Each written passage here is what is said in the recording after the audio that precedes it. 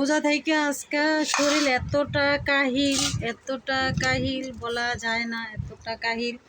So এখন ভাত খাবো, রোজা থেকে ভাত খাই নাই, ইফতারি আজকে তেমন একটা খাই নাই। আমার হচ্ছে তেলে ভাজা জিনিসগুলো একটু কম খাই, কারণ আমার একটু গ্যাসের সমস্যা আছে। দেখেন আমি কিসে ভাত নিয়ে খাচ্ছি, কিসে আজকে ভাত নিচ্ছি দেখেন।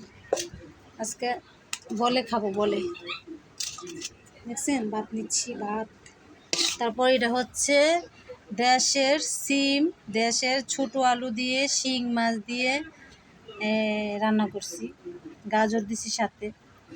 তারপরে এটা হচ্ছে আপনি এটা কী মাছ জানি বলে আমি জানি না, এটার সাথেও শিং মাছ দেওয়া আছে, যত কাটাওয়ালা মাছ অনেকেই খায় না, তো আমার ঘরেও অনেকেই খায় না কাটাওয়ালা মাছ, তো এইগুলো আমরা খাবো বড়রা।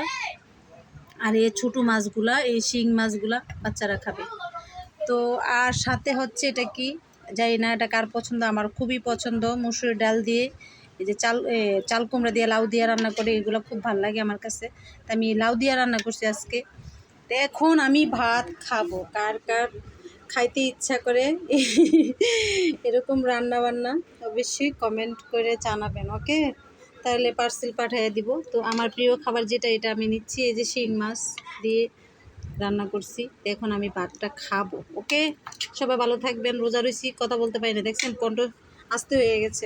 ওকে, সবাই ভালো থাকবেন, আল্লাহ হাফেজ।